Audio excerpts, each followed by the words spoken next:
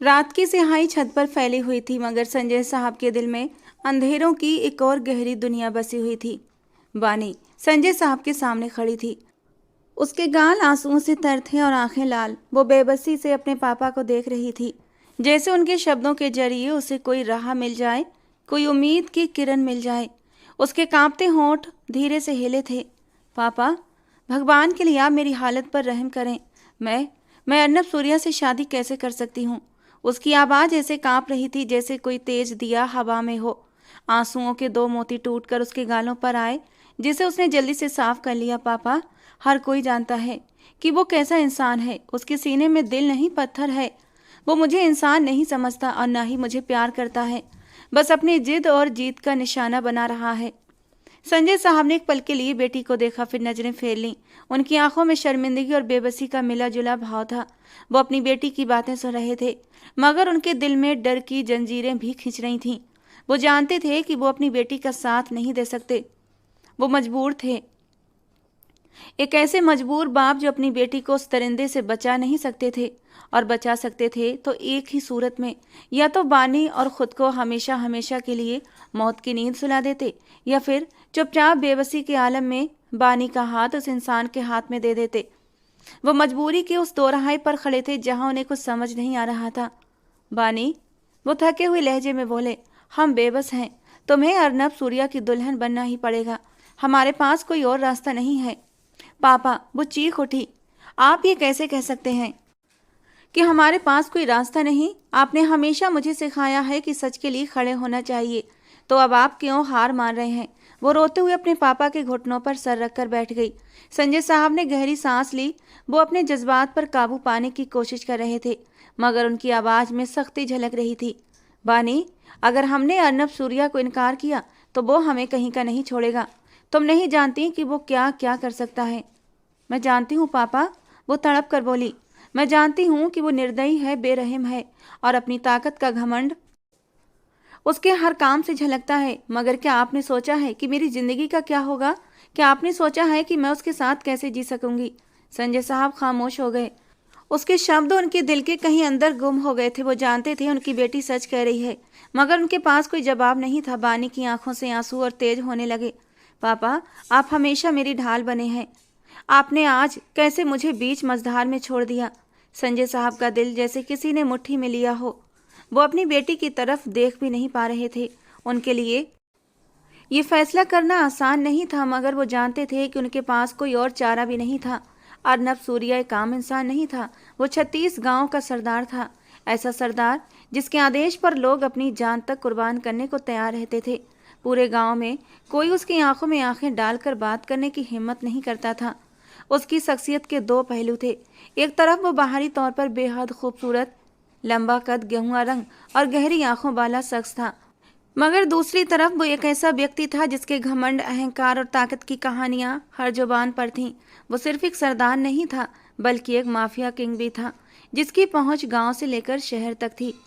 हालांकि संजय साहब शहर में रहते थे, मगर उनकी जड़ें गांव में भी थीं।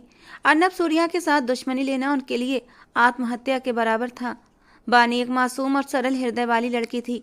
उसकी खूबसूरती उसकी मासूमियत में छिपी हुई थी।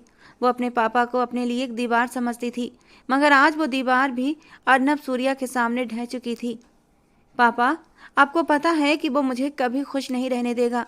वो मेरे दिल के जज्बातों को समझ ही नहीं सकता। वो अपने घमंड में ये सोच भी नहीं सकता कि मेरी भी कोई मर्जी हो सकती है, क्योंकि वो इंसान किसी से प्यार कर ही नहीं सकता। अगर उसे मुझसे प्यार होता तो वो मेरे साथ ये जबरदस्ती नहीं करता। आप क्यों इस बात को समझ नहीं रहे? नफरत है मुझे उस इंसान से, नहीं करनी मैंने उससे शादी। संजय साहब ने सख्त लहजे में जवाब दिया। बानी, अगर तुम्हें उससे नफरत थी तो क्यों उसके रास्ते में आई? कभी उसके रास्ते में ना आती। ये सब तुम्हारी अपनी गलती है। बानी उनके शब्द सुनकर स्थिर हो गई। वो जानती थी कि वे बेबस हैं, मगर उनका ये कहना कि ये सब उसकी गलती है उसके दिल को चीर गया। वो चुपचाप उनके पास से उठकर खड़ी हुई। उसने आखिरी बार अपने पापा को देखा और अपने कमरे की ओर बढ़ गई। उसकी आंखों में आंसू थे, मगर दिल में एक अजीब सी ठंडक। सारी गलती उसके पापा ने उसके सर डाल दी थी। क्या उन्हें अपनी बेटी पर विश्वास नहीं था? वो कैसे कह गए थे कि वो खुद जानबूझकर अर्नब सूर्या के रास्ते में आई थी। रात का सन्नाटा घने बादलों जैसा गहरा हो चुका था, लेकिन उस शांति के पीछे भी एक भयंकर तूफान छिपा हुआ था।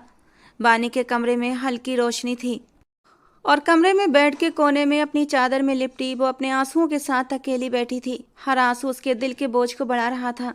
हर सांस एक नई पीड़ा की तरह महसूस हो रही थी। उसकी आंखें बार बार दरवाजे की तरफ उठ रही थीं, जैसे किसी अनदेखे खतरे का सामना करने के लिए तैयार हो रही हों।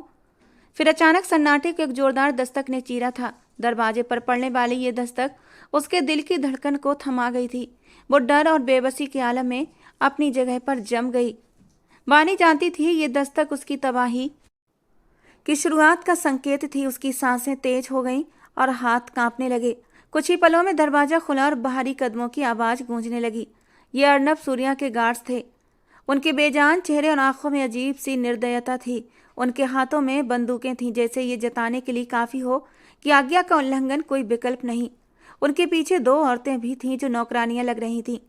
वे सीधे बानी के कमरे में दाखिल हुईं और आदर के साथ सिर झुकाकर बोलीं, बीबी जी, हुक्म आ चुका है। सरदार साहब ने आपको याद किया है। हमें आपको उनके पास ले जाना होगा। सरदार साई ने शादी का सारा इंतजाम कर रखा है। बानी ने जैसे उनके शब्द सुनने से इनकार कर दिया। वो अपनी जगह पर स्थिर बैठी रही और उसकी आंखों से आंसुओं की धारा बहने लगी। उसका दिल चाहा कि जमीन फटे और वो उसमें समा जाए। वो उन औरतों को देख रही थी जैसे उनसे दया की भीख मांग रही हो, लेकिन उनके चेहरे पत्थर की तरह ठंडे और भावनाओं से रहित थे। इतने में संजय साहब भी कमरे में दाखिल हुए। उनकी आंखें भी आंसुओं से भरी थीं, लेकिन उनके चेहरे पर बेबसी का गहरा साया था। बानी उन्हें देखते ही अपनी जगह से खड़ी हुई और उनके सामने हाथ जोड़ दिए, पापा। और इससे आगे उसके होंठ कुछ बोल ही न सके, जबकि संजय साहब का दिल जैसे किसी ने मुट्ठी में कस लिया हो। उनकी बेटी, जिसे भी हमेशा अपनी आंखों का तारा समझकर संभालते आए थे, आज उनके सामने कैसे बेबस अंदाज में खड़ी थी। लेकिन वे कुछ कर नहीं सकते थे। उनकी आंखों से आंसू बहने लगे, मगर उनके होंठ खामोश थे। उन्होंने सिर झुकाया, जैसे अपनी बेबसी का इकरार किया हो। पापा, बानी की आवाज एकदम चीख में बदली। आपने हमेशा कहा था कि आप मेरी हिफाजत करेंगे। आज आप कैसे मुझे अकेला छोड़ सकते हैं? वो जमीन पर बैठ गई और रोते हुए बोली, क्या मेरी जिंदगी आपके लिए इतनी गैर जरूरी हो गई? संजय साहब का सिर नकारात्मक रूप में हिलने लगा, लेकिन उनके पास कोई शब्द नहीं थे। उनकी नजरें जाकर दीवार पर टिक गईं, जैसे वे वहां कोई रास्ता ढूंढने की कोशिश कर रहे हों। उनके भीतर का बेबस पिता किसी अंधेरे में खो चुका था। नौकरानियों ने आगे बढ़कर बानी के बाजुओं को थामा था। वो चीखी, चिल्लाई, खुद को छुड़ाने की भरपूर कोशिश की, लेकिन वे औरतें अपने काम में माहिर थीं। उनके हाथों की पकड़ मजबूत थी और वे उसे लगभग घसीटते हुए कमरे से बाहर लेकर जाने लगी। रास्ते में बानी का दुपट्टा उसके कंधों से फिसलकर जमीन पर गिर गया था, लेकिन किसी ने उसे उठाने की जहमत नहीं की। बाहर गाड़ी के दरवाजे खुले हुए थे। 2 गार्ड चौकस अंदाज में खड़े थे। उनके चेहरे पर भी ठंडेपन का आलम था। बानी को घसीटते हुए गाड़ी तक लेकर आया गया। वो अपने हाथ छुड़ाने की नाकाम कोशिश कर रही थी, लेकिन उसकी हर कोशिश बेकार थी। वो उनसे गिड़गिड़ाती रही, भगवान के लिए मुझे छोड़ दो। मैं मर जाऊंगी, लेकिन उस आदमी के पास नहीं जाऊंगी। गाड़ी के पास पहुंचते ही गार्ड ने दरवाजा खोला। बानी को जबरदस्ती अंदर धकेल दिया गया। उसके चेहरे पर आंसुओं की लकीरें थीं और दिल जैसे सीने में धड़कना भूल गया हो। दरवाजा बंद होने की आवाज उसके दिल के ताबूत पर आखिरी कील की तरह महसूस हुई। गाड़ी के इंजन की गूंज के साथ बानी की जिंदगी एक नए भयानक अध्याय में प्रवेश कर चुकी थी। गाड़ी अंधेरी सड़क पर फर्राटे भर रही थी और उसके अंदर बानी किसी टूटे हुए पंछी की तरह सिकुड़ कर बैठी थी। आंखों से आंसुओं का सैलाब थमने का नाम नहीं ले रहा था और दिल ऐसा लग रहा था जैसे किसी ने मुट्ठी में लेकर जोर से भींच रखा हो। गाड़ी की खिड़कियों से बाहर गुजरता दृश्य धुंधला सा दिख रहा था, लेकिन उसके अंदर का तूफान हर चीज से ज्यादा स्पष्ट था। उसे पता था कि जैसे ही गाड़ी गांव की सीमा में दाखिल होगी, उसकी जिंदगी का एक नया और भी भयानक अध्याय शुरू हो जाएगा। वो अध्याय जिसे वो कभी भी अपने सपने में भी देखना नहीं चाहती थी। उसके दिल और दिमाग पर कई ख्याल हथौड़े की तरह बरस रहे थे। उसे पता था कि उसके पापा उससे बेइंतहा प्यार करते हैं और आज भी उन्होंने अपनी बेबसी के बावजूद आंखों में आंसू भरकर उसके लिए दुआ की होगी। मगर यह भी सच था कि वो उनकी मजबूरियों से भली भांति वाकिफ भी थी। वो खुद को बेसहारा महसूस कर रही थी। अचानक ही उसके ख्यालों की धारा पलटी और वो अपनी और अर्नब सूर्या की पहली मुलाकात को याद करने लगी। ये 1 जनवरी की ठंडी दोपहर थी। ठंडी हवाएं अपनी पूरी तेजी के साथ बह रही थीं और गांव की जमीनों पर एक खामोशी सी छाई हुई थी। बानी अपने पापा के साथ गांव की जमीनों का जायजा लेने आई थी। संजय साहब हमेशा अपनी बेटी को साथ लेकर चलते थे। वो अपनी बेटी को अपनी जिंदगी की सबसे बड़ी सफलता मानते थे। अक्सर वो लोगों के बीच बड़े गर्व से कहते, बानी मेरी बेटी नहीं बल्कि मेरा बेटा है। उनकी ये बात बानी के दिल को गुदगुदा देती थी और वो हमेशा अपने पापा की उम्मीदों पर खरा उतरने की कोशिश करती थी। इसी जमीन के दौरे के दौरान बानी की जिंदगी में एक ऐसा पल आया जिसने सब कुछ बदल कर रख दिया। वही पल जब सरदार अर्नब सूर्या पहली बार बानी के सामने आया था। गांव के लोग जो उस समय जमीनों पर काम कर रहे थे, जब उन्हें पता चला अर्नब सूर्या आ रहा है, अचानक सब कुछ छोड़ छाड़ कर सीधे खड़े हो गए थे। हर तरफ एक असमान खामोशी छा गई। बानी ने हैरानी से अपने पापा की ओर देखा, जिन्होंने धीरे से कहा, सरदार अर्नब सूर्या आ रहे हैं। और फिर वो आया, घोड़े पर सवार, लंबा कद, गेहुआ रंग, और वो चेहरा जो न सिर्फ गांव बल्कि आसपास के शहरों में भी अपनी खूबसूरती के लिए मशहूर था। उसके गहरे भूरे बाल इस वक्त धूप में सुनहरे दिखाई दे रहे थे और उसकी आंखों में एक ऐसी गहरी चमक थी जो देखने वाले को सन्न कर देती। उसके कपड़े पूरी तरह सरदारी शान और शौकत से भरे हुए थे और उसके पीछे चलते हुए उसके वफादार गार्ड से खामोश खतरे की तरह महसूस हो रहे थे। सरदार अर्नब सूर्या ने जमीन का जायजा लेते हुए अपनी एक नज़र बानी पर भी डाली और एक पल के लिए जैसे समय थम सा गया हो। बानी की मासूमियत, उसकी सादगी, उसका दिलकश चेहरा सरदार की निगाहों में जैसे ठहर गया हो। लेकिन बानी ने जब पहली बार उस पर नजर डाली तो तुरंत नफरत से मुंह मोड़ा था, क्योंकि उसे सरदार की आंखों की वो गहरी चमक अपने दिल पर वार करती महसूस हुई थी और वो तुरंत अपने पापा के पीछे जाकर खड़ी हो गई थी। और यही वो पल था जब अर्नब सूर्या के अहंकार पर चोट लगी थी।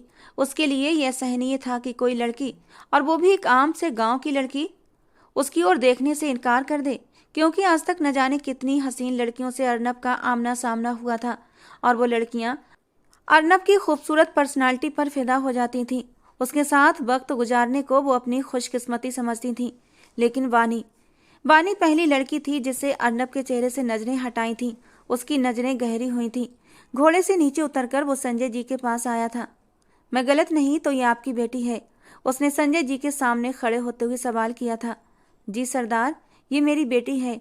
एक गहरा हुंकारा भरते हुए उसने अपने आदमियों को कुछ इशारा किया था और फिर उसके आदमी बहाने से संजय जी को अपने साथ ले गए थे, जबकि वहां पर खड़ी बानी अपने पापा को देखती रह गई थी। वो अपने पापा के साथ कदम आगे बढ़ाती इससे पहले ही अर्नब ने आगे बढ़कर उसकी कलाई थामी थी। तुम्हारे पापा जमीनों का हिसाब किताब करने गए हैं, तुम तब तक मेरे साथ थोड़ा सा टाइम गुजार सकती हो। जबकि बानी को यह सख्त नागवार गुजरा था कि उस इंसान ने बिना उसकी मर्जी के उसकी कलाई थामी थी। उसने एक झटके से अपना हाथ अर्नब के हाथ से छुड़ाया और उंगली उठाते हुए वार्निंग करते हुए बोली, खबरदार जो मुझे छूने की कोशिश की। अच्छा यही होगा कि तुम अपना ये कीमती समय किसी और पर बर्बाद करो, क्योंकि मेरे पास तुम्हारी दाल गलने वाली नहीं है। और घमंड से भरा ये लहजा अर्नब के अंदर गुस्से की आग भड़का चुका था। वो उसके करीब आया, उसके बाजू को दबोचते हुए गुस्से से बोला था, अर्नब सूर्या को आज तक किसी लड़की ने इनकार नहीं किया है, फिर तुम क्या चीज हो? वैसे खूबसूरत तो बहुत हो और खूबसूरती के साथ गुरूर आना कोई बड़ी बात नहीं है। जाओ, तुम्हारी इस गलती को माफ़ किया। लेकिन खूबसूरती अर्नब सूर्या की कमजोरी है।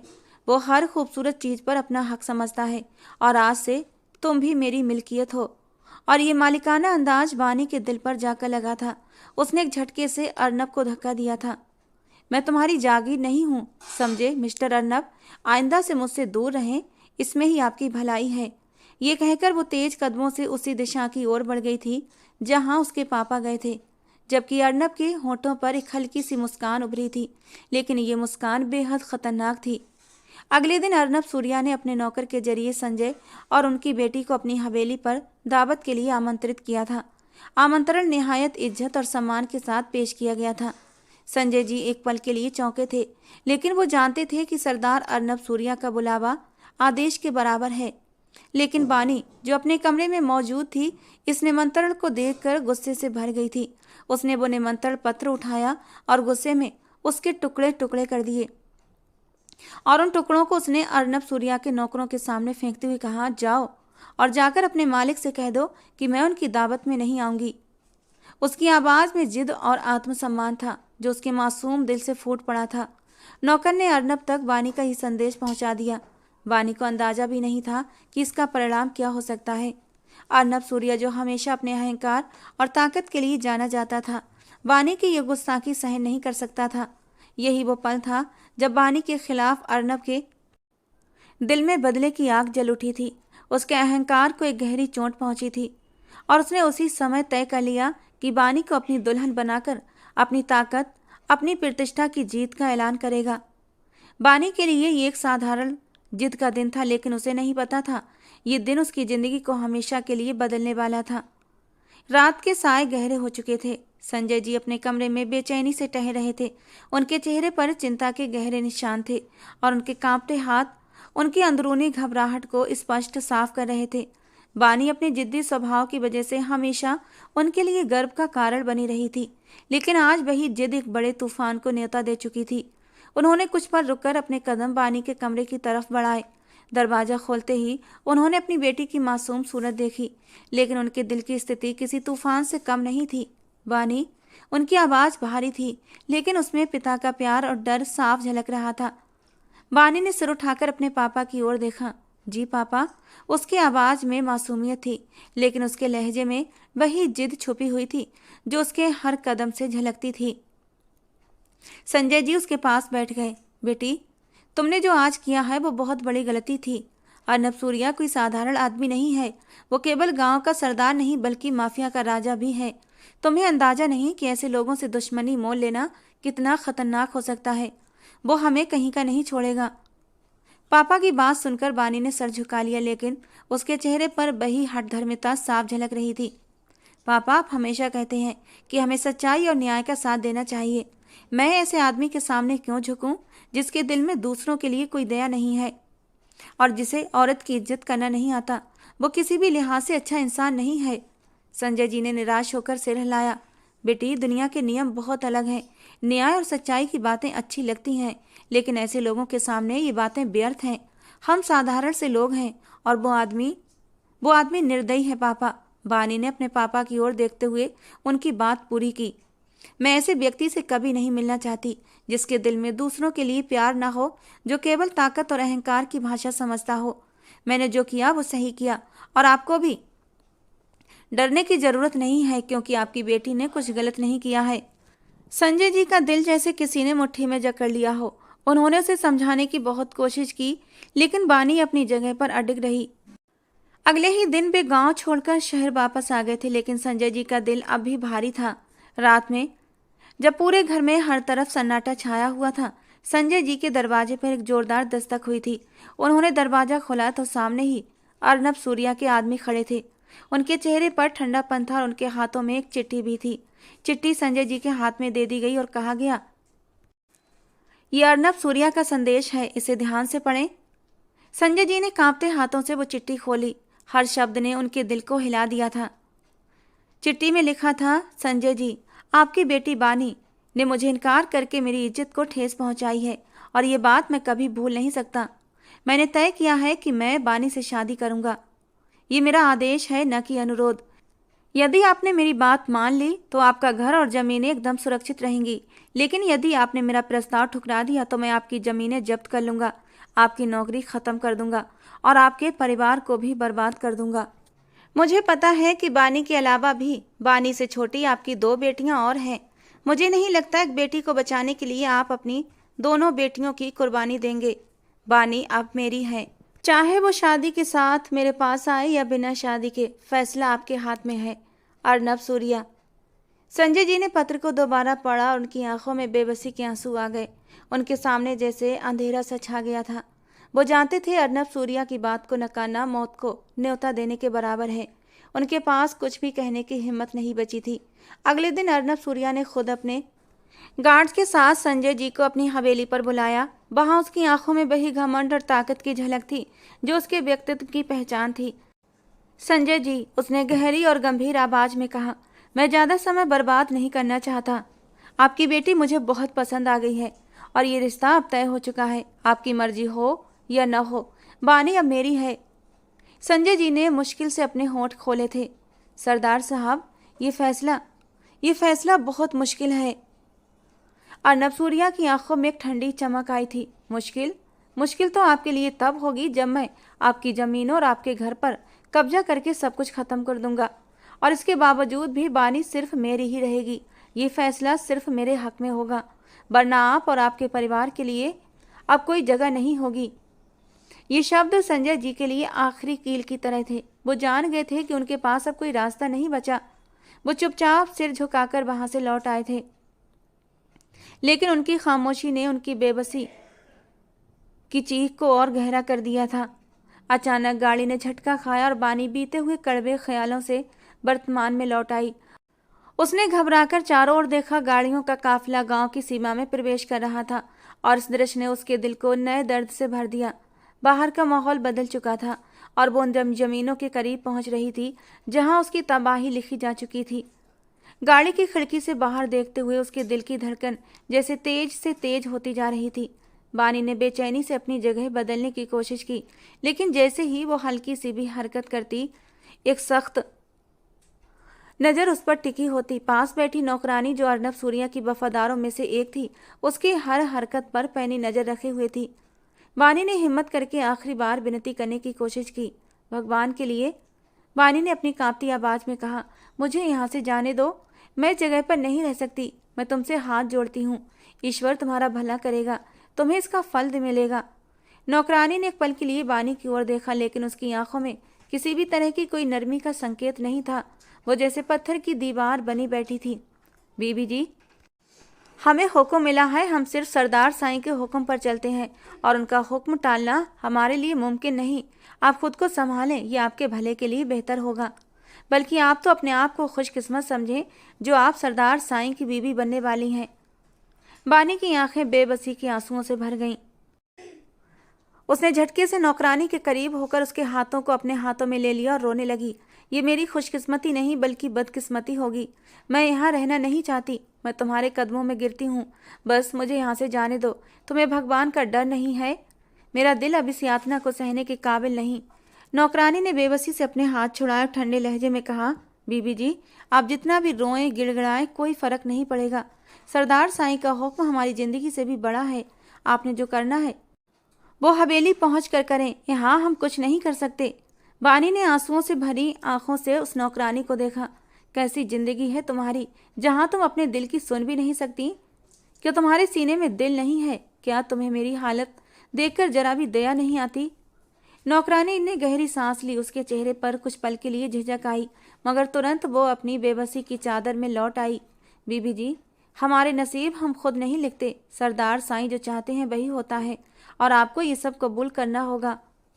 गाड़ियां हवेली के बड़े आंगन में रुक गई। नौकरों ने तुरंत दरवाजे खोल दिए और बानी को बाहर निकलने के लिए कहा गया, लेकिन बानी अपनी जगह से हिलने को तैयार नहीं थी।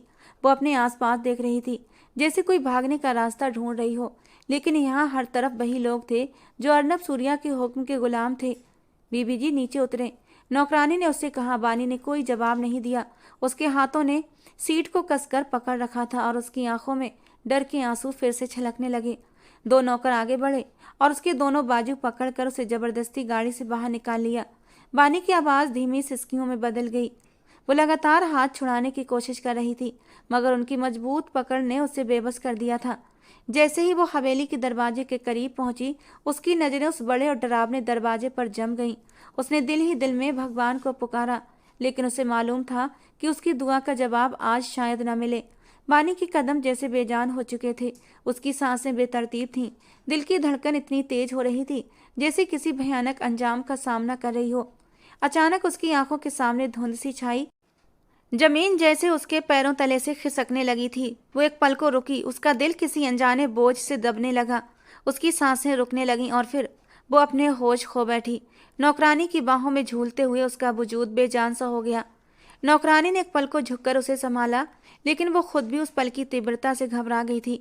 ये दृश्य हवेली के अंदर बड़े कमरे में बैठे अर्नब सूर्या की नज़रों के भी सामने था। एक बड़ी स्क्रीन पर बानी की बेहोश होती तस्वीर उसे साफ नजर आ रही थी। वो संगमरमर की खूबसूरती से तराशी गई एक भारी कुर्सी पर बैठा था, जो उसकी पर्सनालिटी की शान को और भी बढ़ा रही थी। उसने इस समय सफ़ेद सख्त सूट में लिपटे अपने मजबूत हाथ अपनी मर्दाना शॉल पर रखे हुए थे, जो उसके कंधे पर बेहद सलीके से डाली गई थी। शॉल का हल्का सा लहराता हुआ कोना उसकी शख्सियत को और भी रुआब पैदा कर रहा था। अर्नब सूर्या का चेहरा, जो चांद जैसे रंग का प्रतीत हो रहा था, कमरे की मध्यम रोशनी में और भी चमक उठा।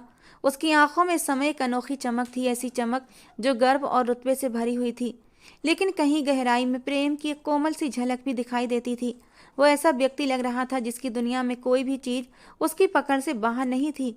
अर्नब ने स्क्रीन पर नजरें जमाते हुए गहरी सांस ली और उसके होठों पर हल्की सी दिलकश मुस्कान उभर आई। उसके मजबूत होठों से कुछ शब्द निकले, जो कमरे में गूंजने के बावजूद केवल उसे ही सुनाई दे रहे थे। वो फुसफुसाते हुए लेकिन एक खास आत्मविश्वास के साथ खुद से बोला था, मेरे दिल की शहजादी, तुम्हें मेरी जिंदगी और मेरी बाहों में आना ही होगा। ये तो किस्मत का फैसला है और किस्मत के फैसले को कोई भी बदल नहीं सकता। वो एक पल के लिए रुका और अपनी आंखें बंद करते हुए आगे बोला, तुम्हें लगता है कि तुम मुझसे बच सकती हो? बानी, तुम नहीं जानती कि तुम्हारी ये मासूम सी जिद ही मुझे तुम्हारे और करीब लाती है।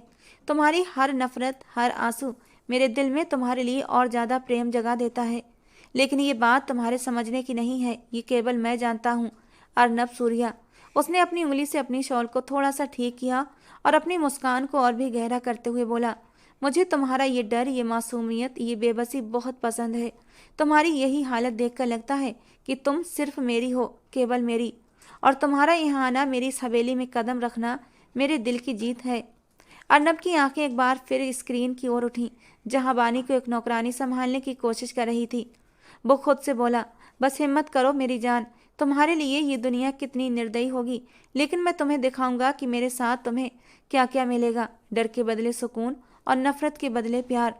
हाँ, ये प्यार मेरा है और इसमें थोड़ा गर्व भी है, लेकिन इस प्यार का केंद्र हमेशा तुम ही रहोगी बानी। उसने गहरी सांस ली और उसके चेहरे पर एक अजीब सा सुकून आ गया था। वो अब चुप हो गया, लेकिन उसके दिल की धड़कन तेज हो रही थी, जैसे उस बेहोश लड़की को पास से देखने की बेचैनी बढ़ती जा रही हो। अंधेरा छटने के आसार थे, लेकिन बानी की जिंदगी में रोशनी कहीं दूर थी। उसकी आंख खुली तो उसने खुद को एक आलीशान कमरे के बीचों बीच मौजूद एक शानदार पलंग पर पाया। कमरा इतना बड़ा और सजीव था कि एक पल के लिए वो सब कुछ भूल गई थी, लेकिन अगले ही पल उसका दिल जोर से धड़कने लगा और यादें एक झटके के साथ वापस आने लगीं। अर्नब सूर्या, हवेली, जबरदस्ती और वो दर्दनाक सफर। उसने जल्दी से उठने की कोशिश की, लेकिन उसका शरीर थकावट और दर्द से कांप रहा था। वो बेतरतीब बालों और अस्त व्यस्त कपड़ों के साथ जैसे अपनी ही पहचान खो चुकी थी।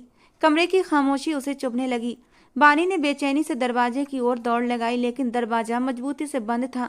वो बार बार दस्तक देने लगी, हाथों से खटखटाने लगी, लेकिन कोई जवाब नहीं आया। वो दीवारों को छूने लगी, जैसे किसी गुप्त रास्ते की तलाश में हो, लेकिन हर तरफ निराशा थी। और अचानक उसकी नज़र कमरे की एक खिड़की पर पड़ी। उम्मीद की एक किरण उसके दिल में जागी थी। वो जल्दी से खिड़की के पास गई और बाहर झांका। नीचे जमीन काफ़ी दूर थी, लेकिन वो जानती थी कि ये मौका शायद आखिरी हो। गहरी सांस लेते हुए उसने खुद को संभाला और बुदबुदाई, बानी, अगर आज तुमने हिम्मत नहीं की तो तुम हमेशा के लिए कैद हो जाओगी। तुम्हें अपने लिए खुद खड़ा होना पड़ेगा। ये कहते हुए उसने अपने दुपट्टे को मजबूती से लपेटा, खिड़की की चौखट पर कदम रखा और नीचे झांका। दिल जोर जोर से धड़क रहा था, लेकिन डर से ज्यादा हिम्मत उस पर हावी थी। वो बहुत सावधानी से मुंडेर पर चढ़ी और वहां से एक पाइप की तरफ हाथ बढ़ाया। हाथों और पैरों में थरथराहट के बावजूद उसने हिम्मत नहीं हारी। धीरे धीरे कदम कदम वो नीचे उतरने लगी। हर पल ऐसा था जैसे मौत के दरवाजे पर खड़ी हो, लेकिन उसके इरादे मजबूत थे। आखिरकार उसने जमीन पर कदम रखा तो ऐसा लगा जैसे एक बड़ी जंग जीत ली हो। वो लंबी सांस लेने ही वाली थी कि अचानक कदमों की आहट सुनाई दी। डर ने उसे जकड़ लिया और वो तुरंत दीवार की ओट में छिप गई। दिल बुरी तरह कांप रहा था और दिमाग में अर्नब सूर्या की सख्त आंखें घूमने लगी। अगर उसने मुझे फिर से पकड़ लिया तो? नहीं, मैं ये सोच भी नहीं सकती। मुझे यहाँ से निकलना होगा, चाहे कुछ भी हो जाए। वो दिल ही दिल में खुद को तसल्ली दे रही थी। बानी को पता था अर्नब सूर्या जैसे निर्दयी इंसान के चंगुल से निकलना आसान नहीं था। वो एक ऐसा इंसान था जिसकी एक नज़र से ही लोग कांप जाते थे, लेकिन बानी का हौसला उसकी सबसे बड़ी ताकत थी। वो धीरे धीरे हवेली के पिछले हिस्से की तरफ बढ़ने लगी। हर मोड़ पर एक नया गार्ड खड़ा था और हर गार्ड की मौजूदगी उसके दिल को और भी घबराहट से भर रही थी, मगर वो रुकने वाली नहीं थी। कभी दीवार के साथ चिपककर, कभी झुककर और कभी अंधेरे का फायदा उठाकर वो आगे बढ़ती गई। बानी ने अपने कॉलेज के दिनों को याद किया जब वो खेलों में हमेशा सबसे आगे रहती थी। वही हुनर आज काम आ रहा था। उसने कई जगह दीवारों पर चढ़कर रास्ता निकाला और कई जगह झुककर निकल गई। उसकी सांसें तेज हो रही थीं, लेकिन वो लगातार खुद से कह रही थी, वानी तुम मजबूत हो, तुम्हें ये करना है। अर्नब सूर्या की कैद में रहना मौत से भी बदतर है, हिम्मत मत हारना। और आखिरकार वो हवेली के आखिरी दरवाजे तक पहुंची थी। वहां से बाहर निकलना अब सबसे मुश्किल था, लेकिन वानी ने अपने दिल को मजबूत किया। वो एक दरवाजे के पास पहुंची जो अंदर से बंद था। वो दीवार की ओर बढ़ी और उस पर चढ़ने की कोशिश करने लगी। दीवार काफी ऊंची थी, लेकिन उसके मजबूत इरादे उसे नीचे गिरने नहीं दे रहे थे। दीवार पर चढ़कर जब उसने नीचे छलांग लगाई तो एक पल को ऐसा लगा जैसे उसका शरीर टूट जाएगा, मगर वो जल्दी से उठी, अपने कपड़े झाड़े और आगे बढ़ने लगी। उसका दिल अब भी धड़क रहा था और वो लगातार पीछे मुड़ मुड़ कर देख रही थी कि कहीं किसी ने उसे देख तो नहीं लिया। लेकिन वो खुशकिस्मत थी। कुछ पल बाद जब वो हवेली की सीमा से बाहर निकल आई तो उसने लंबी गहरी सांस ली थी। हवा के ठंडे झोंके ने उसके चेहरे पर नरमी से हाथ रखा और उसकी आंखों में आंसू आ गए। मैं आज़ाद हूँ, मैं सचमुच आज़ाद हूँ, उसने खुद से कहा। मगर उसकी आज़ादी के इस पल में भी डर की परछाइयाँ बाकी थीं। वो जानती थी अर्नब सूर्या जैसा इंसान अपनी हार आसानी से स्वीकार नहीं करेगा। वो एक ऐसा सरदार था जिसके नाम से गांव के लोग कांपते थे। अर्नब सूर्या की ताकत, अहंकार और जिद उसे दोबारा ढूंढने की कोशिश जरूर करेगी। बानी का चेहरा अब भी डर से सहमा हुआ था, लेकिन उसकी आंखों में उम्मीद की एक चमक थी। वो जानती थी ये संघर्ष खत्म नहीं होगा, बल्कि ये तो अभी शुरुआत थी। अचानक ही आसमान में बादल घिराए और कुछ ही पलों में मूसलाधार बारिश शुरू हो गई। बानी हैरान थी कि अचानक ये बिन मौसम बादल कैसे आ गए। वो खुद को भीगने से बचाने की कोशिश कर रही थी, लेकिन ये मुमकिन नहीं था। रात का अंधेरा अब गहरा होता जा रहा था और बादलों की गर्जना के साथ मूसलाधार बारिश ने इस डरावने माहौल को और भी रहस्यमय बना दिया था। बानी की सांसें असंतुलित थीं, शरीर थकान से चूर और कपड़े पूरी तरह से भीग चुके थे। ठंड के मारे वो बुरी तरह कांप रही थी, लेकिन उसका दिल अब भी जोर जोर से धड़क रहा था। उसे पता था कि अर्नब सूर्या के आदमी उसके पीछे हैं और अगर वो किसी सुरक्षित जगह नहीं पहुंची तो उसकी आज़ादी का सपना टूट सकता है। बानी के कदम उसे एक सुनसान इलाके की ओर बढ़े थे। गांव के बाहरी हिस्से में बने कुछ जर्जर और पुराने घरों में से एक घर की ओर उसने रुख किया। दिल में डर और उम्मीद की जंग चल रही थी, लेकिन उसके पास कोई और रास्ता नहीं था। उसने कांपते हाथों से एक दरवाजा खटखटाया। कौन है? अंदर से एक औरत की आवाज आई थी, जिसमें हैरानी और डर झलक रहा था। भगवान के लिए मेरी मदद कीजिए। बानी की आवाज कांप रही थी, आंखों में डर और बेबसी के आंसू थे। मेरे पीछे अर्नब सूर्या के आदमी हैं, वे मुझे मार डालेंगे। दरवाजा कुछ पल के लिए रुका रहा, जैसे औरत अंदर ये तय कर रही हो कि दरवाजा खोले या नहीं। लेकिन जब उसने अर्नब सूर्या का नाम सुना तो उसने तुरंत दरवाजा खोला और बानी को अंदर आने दिया। आओ जल्दी अंदर आ जाओ। औरत ने जल्दी से बानी को सहारा दिया और अंदर ले आई। बारिश अब भी तेज थी। बानी के भीगे हुए चेहरे और कांपते हुए शरीर को देखकर औरत के चेहरे पर चिंता के भाव साफ थे। बेटी, ये क्या हाल बना रखा है तुमने? औरत ने सहानुभूति से पूछा, लेकिन बानी इतनी थकी हुई थी कि एक शब्द भी बोल पाने में असमर्थ थी। वो कमरे में कोने में बैठ गई। ठंड और थकावट ने उसके शरीर को जकड़ लिया था। मुझे कुछ समय के लिए छिपने दीजिए। मैं बस थोड़ी देर के लिए एक सुरक्षित जगह चाहती हूँ। बानी के कांपते होंठों से ये शब्द निकले। उसकी हालत बिगड़ती जा रही थी। औरत ने तुरंत उसके लिए एक चादर लाई थी, लेकिन बानी के शरीर का तापमान तेज बुखार की वजह से बढ़ रहा था। अर्नब सूर्या, वो मुझे नहीं छोड़ेगा, बानी ने बुदबुदाते हुए कहा और फिर अगले ही पल वो बेहोश हो गई। औरत ने तुरंत बानी को सहारा दिया। वो जानती थी अर्नब सूर्या का नाम लेना खतरा हो सकता है, लेकिन उसने अपने डर को किनारे रखते हुए खबर पहुंचाने का निर्णय लिया। ये लड़की सरदार साहब का नाम ले रही है, बेहतर होगा कि उन्हें खबर कर दी जाए। कुछ समय बाद हवेली के रास्ते पर एक बड़ी और चमचमाती गाड़ी की हेडलाइट्स दिखाई दी। अर्नब सूर्या अपने खास दबदबे और आकर्षक अंदाज में गाड़ी से बाहर निकला। सफ़ेद कुर्ता पायजामा, कंधे पर एक शॉल और आंखों में एक खास चमक के साथ वो पूरे आत्मविश्वास से दरवाजे की ओर बढ़ा था। उसकी मौजूदगी से माहौल में एक अजीब सी खामोशी छा गई थी। औरत ने दरवाजा खोला और सिर झुकाते हुए कहा, साहब जी, आपका नाम सुनकर मैंने इस लड़की को पनाह दी और तुरंत आपको सूचना दे दी। अर्नब सूर्या के चेहरे पर हल्की सी मुस्कान आई। उसने औरत को संतोष भरी नजरों से देखा। बहुत अच्छा किया, अब वो मेरी जिम्मेदारी है, उसने कहा। आवाज में एक अजीब सा सुकून था, लेकिन उसके लहजे में ऐसा हुक्म था जिससे इनकार करना नामुमकिन था। वो कमरे में दाखिल हुआ तो बानी एक कोने में बेहोश पड़ी थी। बारिश के कारण उसका चेहरा चमक रहा था और भीगे कपड़े उसकी बेबसी को और भी ज्यादा उजागर कर रहे थे।